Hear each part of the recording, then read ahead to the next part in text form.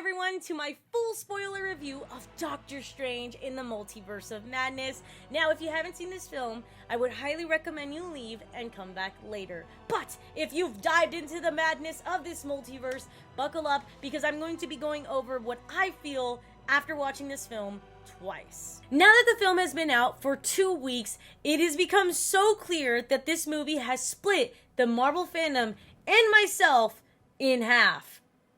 Like Captain Carter. I'm sorry, too soon? Too soon. Let's get into how I initially felt watching this film for the very first time. When I went to go see it in theaters, I went to the Soups fan experience, which was awesome because many Marvel fans and Wanda fans were there to experience it with me. Watching it for the first time had me absolutely shook because half of these things, like, I kind of predicted that she would become a villain, but not in the way she did, and just seeing overall how the Illuminati was introduced and various other things had me horrified. Definitely the Sam Raimi horror elements were in this film, and apart from this film was... I think the reason a lot of fans are having a hard time is because it's so different, and to that I say, it does hurt, but it's also a great thing to see them experimenting outside, so props to Marvel for that. But when I first saw this film, I definitely felt scared. Wanda, the Scarlet Witch, was absolutely scary throughout the entire film, considering she's the villain from beginning to end, which is something I loved, but also hated. And after that theater experience, I just went home and sat in the corner just like... For me, one of the main reasons I came to watch this movie, apart from just being a Marvel fan and a Doctor Strange fan, was because of Wanda. Watching WandaVision, I know a lot of us, I am a Wanda stan, and just in general, came to watch this movie to see the Scarlet Witch on the big screen after that show, and... while I enjoyed the juiciness that she had to offer in her portrayal of the Scarlet Witch, let's just give a hand really quick to Elizabeth Olsen because her performance throughout this whole movie was one of the main things that I feel carried the entire thing. Like, she was actually terrifying, and coming from someone that's literally my favorite character and just enjoying seeing her on screen, I had never felt like fear. Like, yo, I was so scared the entire time. Like, Wanda, You need to chill. You need to give everybody else a break. But also, there's reasons to why she does what she does. But anyway, Elizabeth Olsen as the Scarlet Witch throughout Doctor Strange in the Multiverse of Madness was something to see, and definitely one of the pros and highlights of this entire movie from the beginning. Her portrayal of sorrow and still trying to come to terms with that she's not with her boys anymore, at least in our universe, was truly heartbreaking. And then...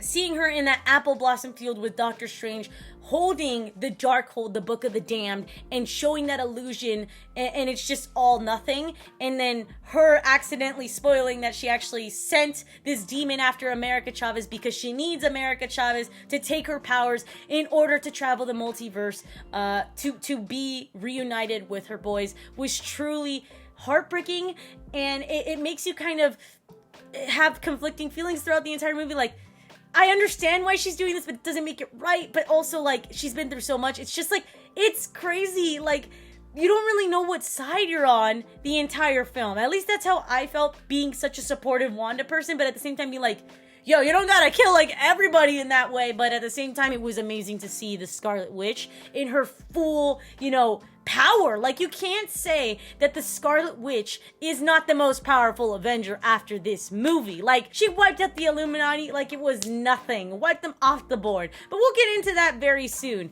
But anyway... now, another big pro throughout the Multiverse of Madness that I truly enjoyed was seeing Wong and his character development as the Sorcerer Supreme.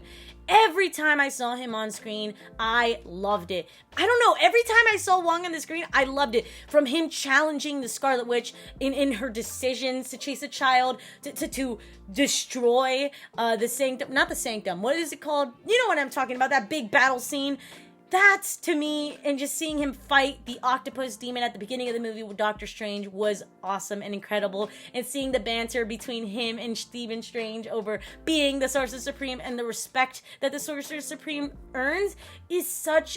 I just love seeing Wong throughout the entire movie. I gotta say, that was one of the biggest wins throughout the entire film. let's talk about this too. Another big pro throughout the Multiverse of Madness was finally seeing America Chavez, Xochitl Gomez, on the big screen. Being a Latina myself, this character means a lot. Seeing one of the first Latina superheroes in Marvel on the big screen, that was such a surreal moment, and hearing her speak Spanish was epic from the beginning. And then in that pizzeria scene where she's talking with Wong and Dr. Strange and explaining about the multiverse and how she could teleport through star portals, and then making fun of Stephen Strange and saying "este way," like that was, oh my god, that line, I literally chuckled, and it was just so fulfilling to be able to see her. However, there are some things I felt like they could have done more with America Chavez, but I have to say I am excited for the future of her in the MCU. In terms of the multiverse, I did enjoy seeing part of it, but I felt like for the title Multiverse of Madness, they could have gone the extra mile. But with that, I did enjoy seeing the concept of Dreamwalking. I really love seeing her travel the multiverse and chasing America Chavez in this terrifying way by basically possessing herself in a different universe to try to get her kids. This just shows how powerful the Scarlet Witch is. But then later on in the movie, we find out that Dreamwalking is obviously part of the Darkhold. Now, the line, "You break the rules, you become the hero. I do it, and I become the enemy." That line resonates throughout the entire film, from the actions that we see Wanda do and the actions that Stephen Strange does. And that's kind of where I think fans are kind of broken up, because of course we got the Wanda stans, myself included, but I am open to, she did do some things that were really questionable and are villainous tendencies, but Stephen Strange also did a lot of these things in the past and continues to break the rules, but he's the hero. You know what I mean? So it's this gray area where we're all stuck in the middle. But one of the best sequences in this entire movie is when we see Wanda dreamwalk for the first time. That shot of her floating in the air with the multiversal bubbles on top of her, and that sound in the song played during that scene, absolute chills. That has to be either my favorite scene or one of my favorite scenes of the entire movie, hands down.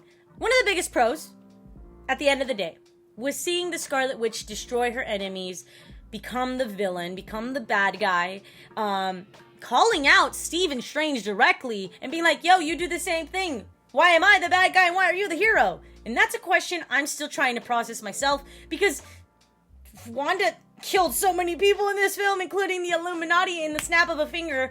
It's like, where's the gray area? But then again, like, breaking the rules and all of that, that's great. Now let's finally talk about one of the pros, the Illuminati. And this is still a pro, because it was still cool to see. It just sucks the way it played out, because obviously we got to see Captain Carter in the flesh, which was awesome. I just saw What If, and seeing her in her real life version was epic. And then seeing Professor X or Charles Xavier, then Reed Richards from the Fantastic Four. But as John Krasinski, I am an Office fan, and just in general a John Krasinski fan, so seeing him was epic. My theater went wild. I'll find the clip.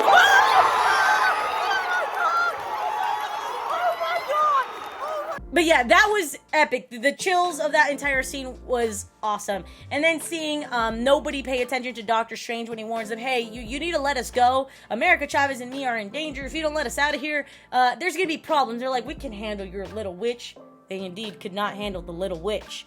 When they all get annihilated within like a minute or two, which was cool. But I also have my own opinions on this scene, because like, she didn't have to kill all of them, but that's like, they got in her way. Another reason why I love the Multiverse of Madness was because of the amazing chemistry between America Chavez and Dr. Strange. Especially when Dr. Strange is taking the full front to protect her and takes a shot from Wanda's chaos magic as they teleport throughout the multiverse in that scene.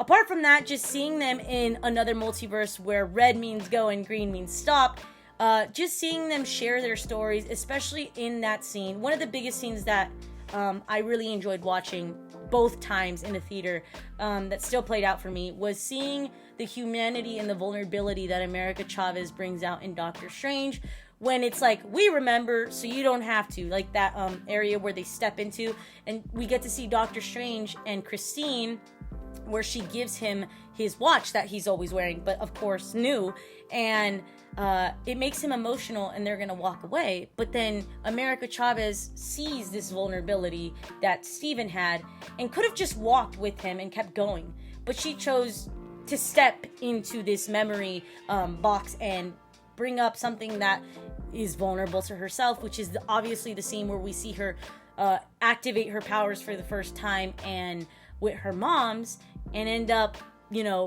accidentally teleporting them to somewhere else where she has no idea and basically loses her moms. And just seeing her having to do that when she didn't have to was the chemistry between them I truly enjoyed throughout the whole movie, and I hope to see more of them together in the future of the MCU. That's one of the main things that I really loved about America Chavez, is she did bring out a lot of Stephen Strange that we didn't see before, and that is something that I will stand by, especially when she showed vulnerability like that. And yeah, I thought that was really cool. So let's just kind of wrap the pros together. I know that was all over the place, but I'll continue to speak and kind of try to put it together. Biggest pros of this movie that really stood out throughout the Multiverse of Madness was Elizabeth Olsen's performance as the Scarlet Witch, as the antagonist, as the villain. Benedict Wong in his role as Wong, the Sorcerer Supreme, was amazing. I love seeing him on screen. He was just such a joy. And seeing the banter between him and Stephen Strange was cool. It was cool. Also, I really enjoyed the chemistry between America Chavez and Stephen Strange, and just seeing the full power of Wanda throughout the entire movie was incredible. But let's move on to some of the things that kind of took away, cons if you will, from Multiverse of Madness. One of the reasons I'm having such a hard time giving this movie a higher rating, which I'll get into later, is due to the fact that it is too much in such little time. The first time I watched this movie, I felt overwhelmed, and it was hard to keep up from a viewer perspective. That's why I had to go watch it again, because it was hard to process, and I'm still processing it now. Definitely, I think the 2 hour and 5 minute runtime had to affect this. Because the entire time it was like we were having a hard time catching up, because it went from one thing to another, to another, to another, to another the entire time.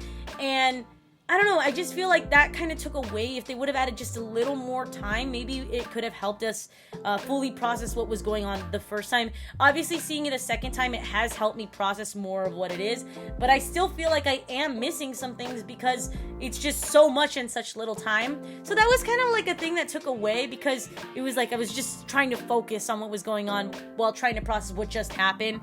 So that was one of the things that kind of took away. Now, going into that, of course, we have to bring up the fact that a big reason why fans are having a hard time, including myself, fully loving this movie is due to the amount of trailers we got in terms of spoilers. Because even I remember telling my mom before the movie came out, I was like, wow, they're giving us so much in the trailers. There's going to be so much more in the movie. I can't wait to see. And then we get to the theater, and it's like basically everything we saw in the trailers, and very little was different in terms of surprises in the movie. And I guess we also can't be so hard on the movie, because of course us fans tend to get so hyped for the movie and theorize, and sometimes that does hurt the movie, because we just get, including myself, I overhype it, and then I'm disappointed because I put such high expectations. But of course, with the Marvel fandom, we're gonna do that. But I feel like if they would have given us less trailers and not shown us the Illuminati off the bat, and then that would have been specifically for the movie, I feel like it could have helped the overall fan experience when we watched it for the first time. So I feel like that kind of played a role, is it was underwhelming how much we actually got in the movie, because I thought, and I know I'm not the only one that thought this, that we would get so much more, but unfortunately didn't play out that way. But, can't be too hard. So, the Illuminati, let's get back into that. I do have a few problems with this entire thing, because this was one of the main things of the movie, but it was so cut short because of how short the movie was. obviously they all get executed by Wanda. like if it's nothing, she threw string cheese and then destroying them, and Captain Carter gets split in half. That was brutal. Like, those scenes were definitely gory, and if you're not into that, I don't know. But I definitely wish we could have seen more of them. While it was cool, I feel like there would have been more or something. At least one of them survived. I mean, I don't know. The Illuminati was it was cool to see, and I'm very happy we got to see it. It's just like, we didn't see much. Like, you know what I mean? Off of surface level, we didn't see much. So, in that term, I feel like it was a con to the movie because it was so reliant on the Illuminati, and then, of course, it was like the grand reveal, but we already knew that from the trailers. Apart from Reed Richards, that was pretty big. But, I don't know. It was kind of all over the place, so had a problem with the Illuminati. I do feel like in that terms too, not even for them, I feel like they should have made it harder in terms of battle. I feel like the battle was very one-sided, and Wanda kind of went through them, which showed her power, but I think it was a little overpowered. Does that make sense? I do think there should be even playing grounds with that. So I feel like they could have put up more up a fight for being the Illuminati, but they really didn't, so I don't know. It wasn't my favorite, to be honest, but it was still cool to see. I'm not mad about it, but it definitely... Now, here is one of my biggest cons to the entire movie. While I truly love to see the Scarlet Witch and Wanda in the Multiverse of Madness as the antagonist and as the villain, I feel like there was a very big disconnect between where we left Wanda in WandaVision to the beginning of this movie. Well, I do understand when we left WandaVision, in the post-credit scene, she's going through the Book of the Damned, the Dark Hold, and here's her kids, and obviously now knowing she's looking through multiverses for them, and now we find her again in the Apple Blossom area, and she's obviously already been more experienced with the Dark Hold. However, I just feel like where we left Wanda in that last episode, and where we picked up with her here, was like, it was too much of a gap. I almost feel like it wasn't the same Wanda. That's kind of why I wish where they would have gone is making her the villain at the middle of the movie. If she would have seen, oh my goodness, America Chavez is capable of such a thing, and then turn into the villain because her grief gets in the way, and obviously her love for her kids gets in the way, then that would have been cooler for me, and I could have followed it more along in terms of her character development. But you know, that was just like something that bothered me, and the first time I watched it was just seeing Wanda where we left her and Wanda where we picked up. It felt a little disconnected, but obviously, getting more into it, you know, it's like a meh thing. But where we leave now, I feel like I'm excited for the future of the Scarlet Witch. That's one of the cons, is I felt like Wanda where we left her from Westview to then being isolated to then Wanda and the Apple Blossom, it was just a little bit of a disconnect, you know? But I still loved it, don't get me wrong. That was one of the biggest wins of the movie, 100%. Just felt like didn't fully connect for me. Lastly, another con I had with this movie was how they left Wanda. Like, that whole fake death scene, I know one thing and one thing for certain. If you don't see a body in the MCU, they're not dead. Because, like, we always see it. So, I know the Scarlet Witch is still out there, and we're gonna have to wait a while. I don't think we're gonna see Wanda for at least a year, maybe 2 years. But when we do, I am very much excited to see where she goes from here, because obviously, the way we left it was just heartbreaking. Lastly, another con that I had to this movie was, considering it is Doctor Strange and the Multiverse of Madness, I feel like Doctor Strange kind of got outshined in certain areas by other characters, because I feel like his character, while it did move forward somewhat, it wasn't as significant as, for example, Wanda or Wong as the Sorcerer Supreme or America Chavez. But at the same time, we did get to see him kind of go through the emotions with Christine and saying goodbye and fixing his watch at the end. So I don't know. I feel like they could have brought him more. I feel like they could have given him more development. That's all. I feel like they didn't really push his story forward as much as they could have. But I still enjoyed seeing him on screen. Don't get me wrong. I'm never going to forget that line that he loves her in every universe. That was beautiful, heartbreaking, and loved it. let's get into my final rating of Doctor Strange in the Multiverse of Madness. Now, my rating for this movie, now keep in mind, this is just my opinion, and that's such a beautiful thing I think about movies in general, is that everybody gets their own take and feels certain things, so take it with a grain of salt. My rating for Doctor Strange in the Multiverse of Madness is a 7.5 out of 10. Due to some of the character development, such as like with Wanda, with Strange, and it just being too fast and complicated and not really diving so much into the multiverse as it could have. That's why I kind of felt like I was so happy with the overall movie, but disappointed, if that makes sense. And so that's why I'm going to give it a 7.5 out of 10. In conclusion, this movie was a wild ride, and I'm definitely looking forward to where we go from here. However, I feel like this movie doesn't really set up new projects. I feel like as it's been building, like for example, No Way Home, WandaVision, What If, Loki, all built up to this movie, but the movie fell flat. It was like it was building up to this big thing, and it didn't like outshine, if that makes sense. But I still enjoyed it. Like, seeing America Chavez, seeing Wong, seeing all the sorcerers, all the witches in the same movie was epic. So at the end of the day, I want to hear your take of this movie. Did you enjoy it? Did you not enjoy it? What was your favorite part? What was your low part? And just let's have a conversation in the chat. And now remember, keep it friendly, guys. Everybody has a right to their own opinions. And I'm just curious what you guys are thinking about the Multiverse of Madness. But as far as I go, I'm going to say I enjoyed it. I just wish it could have been different in certain areas. So,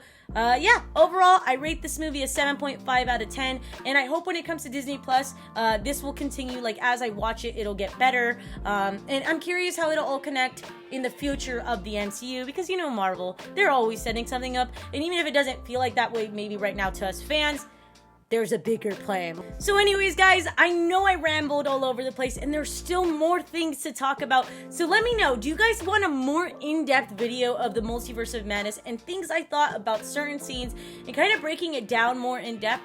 Look forward to many more videos over film reviews and just film-related content coming to you guys very soon.